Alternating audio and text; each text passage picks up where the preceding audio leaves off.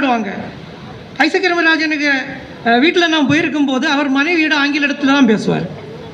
நான் வேலை பார்த்த கல்லூரியில் எனக்கு துறைத் தலைவராக இருந்தார். அப்போ திருவனந்தபுரத்துலேருந்து ஆங்கிலத்துறையில் ஒரு அம்மா வேலை பார்த்தாங்க.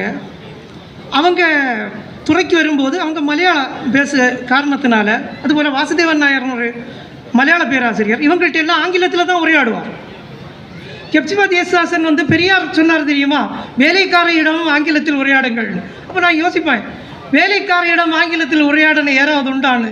ஹெப்சிபா யேசுதாசன் அம்மையார் அவர்கள் அவங்க வீட்டில் உள்ள வேலைக்காரிகிட்டே ஆங்கிலத்தில் பேசுவதை நான் பார்த்துருக்கேன்.